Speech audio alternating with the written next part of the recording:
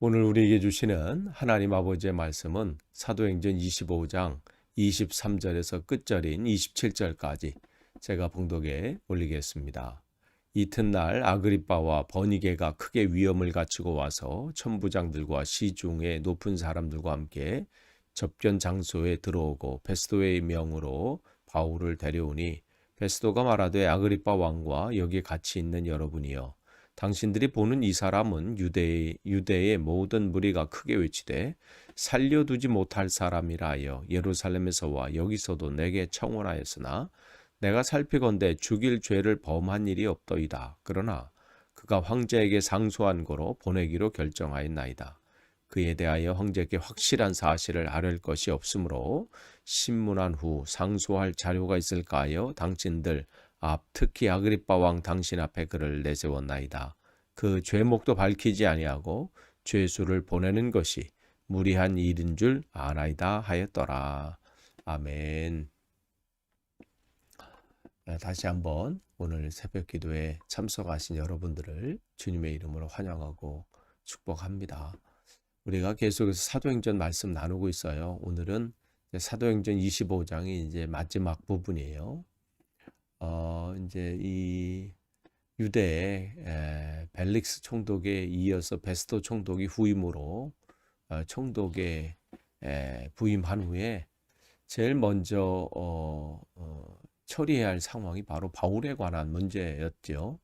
뭐 예루살렘뿐만 아니라 또 지금 거주하고 있는 가이사랴 지역에서도 유대인들이 들고 일어나서 빨리 바울을 처리해달라. 지금 계속해서 그 상소가 올라오고 계속해서 이 여론은 지금 들썩이고 있는 이 상황에서 베스도 총독도 어찌할 바를 몰라 상황이죠. 그러한 차에 지금 이 갈릴리와 또 이 지역에 이 분봉왕이었던 이 아그리빠 왕이 방문했을 때 그에게 지혜를 구하는 거야. 이걸 어떻게 좀 처리했으면 좋겠는가. 그런데 이제 그래서 이제 정식으로 지금 청문회장을 연 거예요. 이 부분을 이 뭐 아그리빠 왕뿐만 아니라 이제 고위 관료들 또 주변에 있는 그러한 사람들 이제 어느 정도 이제 지위가 있는 사람들 전체 모아놓고 이 부분을 이제 공개적으로 이제 논의하면서 처리할 지금 심산이죠. 그래서 지금 청문회가 지금 모임 소집이 된 거죠. 그 소집이 되는 겸 또한 지금 이제 새로 부임한 지 얼마 되지 않은 이제 베스도 총독을 환영하는 자리도 될 것입니다. 그래서 지금 23절에 보시면 이제 많은 사람들이 온 거예요. 아그리빠 왕도 왔고 또 그의 이 부인인 버니게도 오고 사실은 뭐 자기 친동생이죠. 또 그렇게 위험을 갖추고 왔죠. 그리고 와서 또 뭐 거기에 이 사람들뿐만 아니라 또 거기에 이제 이 가이사랴는 5개 이 로마군 사단이 거기 주둔하고 있었어요. 5개 사단이 주둔했다는 것은 5명의 천부장이 있다는 거예요. 1000명의 군사를 거느리는 그러한 막강한 힘을 가지고 있는 이 장교죠.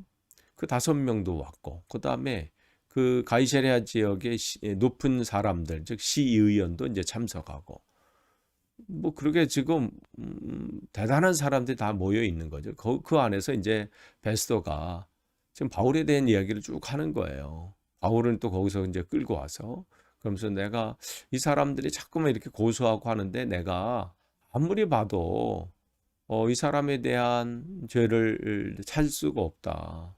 그런데 사람들은 또 지금 아우성이고 근데 또 이 사람은 또 로마 가서 바울은 로마에서 정식으로 재판을 받기를 원한다고 하고 뭐 이러한 가운데 아무런 죄명을 여기서 확정짓지 않고 보내는 것이 또 뭐 왜냐면 보고서를 써야 되는데 죄명을 뭐로 써야 될지 모르는 거죠. 로마 입장에서도 마찬가지예요. 뭐 로마의 법을 뭐 어긴다거나 뭐 그런 모를 텐데 그런 것도 아니고 유대인의 자기들 간의 그런 문제고. 근데 그 문제를 가지고 로마까지 간다는 게 조금 이상하고. 하여간 이렇게 될지 이렇게 될지 저렇게 될지 지금 모르는 상황 가운데 지금 사람들에게 지금 바울 문제를 쭉 얘기하고 있는 것이 오늘 본문의 내용이에요. 근데 이제 오늘 그 중에서 저는 23절을 한번 살펴보려고 그래요. 여러분 23절을 이제 여러분 보시면 아까 말씀드린 것처럼 그 이 유대 지역에서 또 이 가이사랴 지역에서 대단하다고 하는 사람들은 지금 다 모인 상황이거든요. 거기를 치리하고 있는 아그리빠 왕, 또 그의 부인 베니게 크게 위험을 갖추고 왔다. 이 얘기는 뭐냐면 한껏 지금 치장하고 지금 베스도 총독을 초대면하는 거잖아요. 그런 자리이기 때문에 얼마나 화려하게 꾸미고 왔겠어요. 그러니까 이 아그리빠 왕은 잘 차려입고 온 거죠. 왕이 입는 그 자주색 옷을 입고 또 이마에는 이 금으로 된 머리띠 모양의 또 왕관을 썼을 거예요. 또 왕비 버니게도 한껏 꾸미고 왔겠죠. 화려함의 극치를 뭐 보여줬을 거예요. 또 아까 말씀드린 그 이 천부장도 마찬가지죠. 5명의 천부장도 나름대로 자기를 과시하기 위해서 제복을 입고 뭐 그러한 모습으로 왔을 겁니다. 또 거기 있는 그 이 가이사랴에 있는 그 시의원도 뭐 그런 모습이겠죠. 또 거기 자리에 있는 베스도는 또 어떠겠어요? 첫 만남들이고 또 공식적인 이런 회의와 모임을 갖기 때문에 그도 이 로마에서 국가 행사 때 통치자들이 입는 주홍색의 예복을 걸쳤을 겁니다. 여러분 한번 상상해 보세요. 거기 있는 사람들, 지금 모인 사람들, 또 왕을 시중드는 사람들, 또 그 주위에 있는 모든 사람들, 그들의 이 화려한 옷들, 또 그 안에 있는 그러한 모습, 화려한 모습, 이러한 가운데 지금 누가 불려온 거예요? 바울이 불려온 거예요. 근데 바울의 모습은 어땠을 것 같아요? 여러분 지금 바울이 2년간 가이사랴 감옥에 갇혀 있었어요. 그러면 그의 뭐 겉모습이나 또 옷이나 뭐 이런 모습이 지금 이 자리, 이 방안, 이 회의장 가득 채운 이 사람들과 비교해 볼 때는 초라하기 짝이 없을 거예요. 비교가 안 되죠. 뭐 옷이나 뭐 겉모습이나 2년 동안 갇혀 있는데 뭐 제대로 뭐 옷이 제대로 있겠어요. 얼굴에 뭐 수염은 뭐 제대로 관리를 했겠어요. 머리도 마찬가지겠죠. 전승에 내려오는 이야기에 보면 바울은 키가 작다고 나와 있더라고요. 키도 작고 또 머리는 대머리고 또 배는 좀 이렇게 나오고 또 다리는 약간 이렇게 휘어진 다리, 코는 이렇게 좀 휘어져서 매부리 코, 뭐 이런 그러니까 그냥의 모습도 그렇게 뭐 남들 볼 때 뭐 대단한 미남입니다. 이런 소리는 못 들은 그러한 모습입니다. 그런데 그러한 그가 2년 동안 뭐 감옥에 갇혔으니 뭐 오죽하겠어요. 그러니까 그 카메라가 만약에 이 광경을 딱 주목해 보면 그야말로 차이가 확연하게 드러나고 초라한 모습이고 본품없는 모습일 거예요. 그런데 여러분 세상 사람들의 입장에서 또 세상 사람들의 시선으로 보면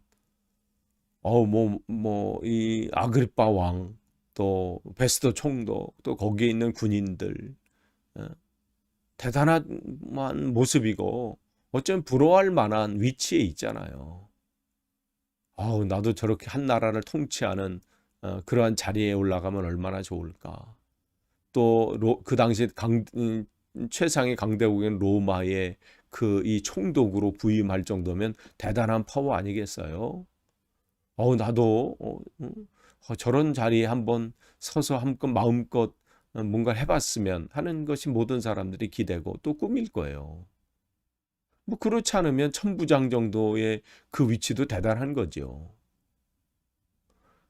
그런데 그 자리에 올라가려고 하는 것은 사람들이 또 보는 자기에 대한 시선이 있기 때문에 그럴 거 아니에요. 그런 것이죠. 남들이 나를 어떻게 보느냐. 내가 지금 어떤 자리에 있느냐에 따라서 우리는 평가를 받기 때문에 그래요.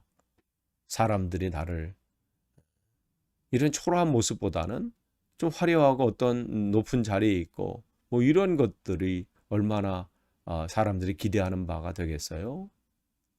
한국에서 뭐 추석이나 이런 명절이 오면 많은 젊은이들이나 또 이런 사람들이 가정 모임에 가기를 꺼려하는 것 중에 하나가 자기 현재 모습 때문이 아닌가요?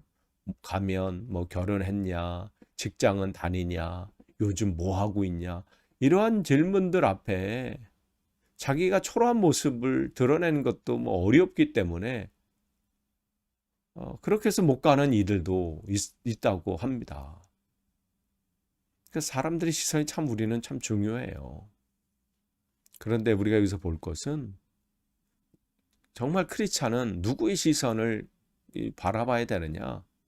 사람들이 나를 어떻게 보느냐 보다 하나님이 나를 어떻게 보시느냐, 이게 먼저라는 것이죠.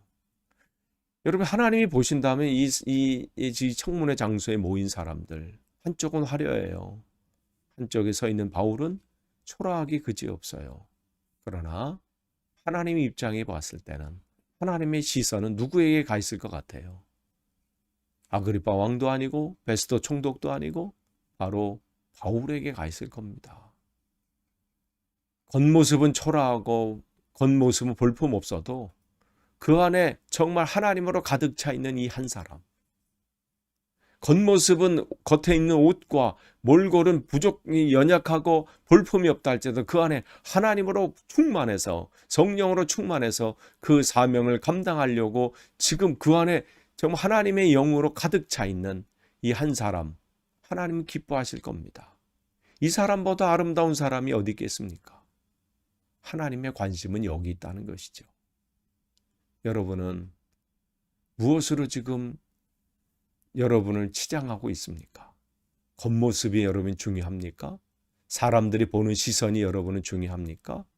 어떤 대학에 가는 것, 내가 부자가 됐냐 아니냐, 좋은 차를 타고 다니냐 아니냐, 좋은 집에 사냐 아니냐, 이것이 여러분의 삶을 결정합니까? 아니면 내 안에 정말 주님으로 더 가득 채우고 더 주님과 동행하기를 사모하는 마음이 여러분 그것으로 지금 가득합니까? 하나님이 보시는 것은 겉모습이 아니에요. 바로 내 안에 무엇으로 가득 차 있는가? 지금 바울은 하나님으로 가득 차 있고 하나님이 기뻐하시는 그 사명, 그것에 가득 차 있어요. 그러니 지금 이 사람들 앞에 조금도 두려워하지 않고 담대한 거죠. 그래서 자기가 무엇을 믿고 있는지를 우리가 이제 26장을 보게 되면 담대하게 선포해요. 오히려 사람들이 저 사람 왜 조종 미쳤다고 할 정도로 자기를 본받으라고 하잖아요.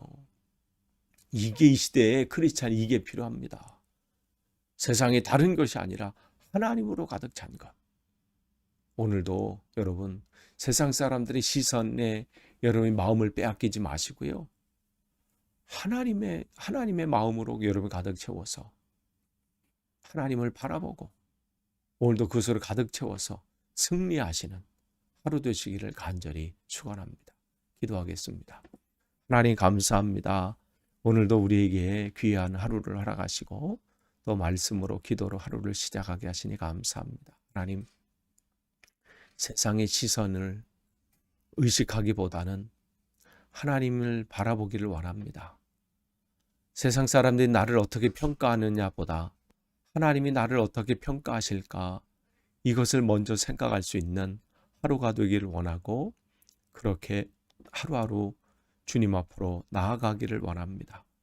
하나님, 가진 것은 별 볼 일 없다 할지라도, 겉모습은 별 볼 일 없다 할지라도 우리 안에 주님으로 가득 찬 그러한 날마다의 삶이 되게 하옵소서. 예수님의 이름으로 기도하옵나이다. 아멘.